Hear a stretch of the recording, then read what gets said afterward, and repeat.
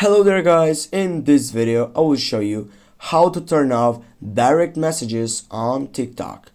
Firstly guys, you need to go on your profile section and then you should tap on your right upper side by selecting the three dots icon. Then you should go and select the third option that says settings and privacy.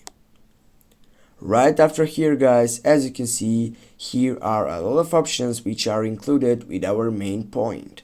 What I need to do, just scroll down and looking for content activity side and selecting the first selection which says push notifications. Click on that one, and now as you can see you need just to scroll down a little, and on the messages side you have direct messages. As you can see here, this side is turned on. We need just to type and turn it off.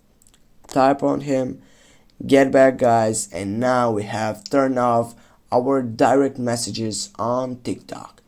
Thanks guys for watching. Don't forget to hit that like and share the video. See you soon guys.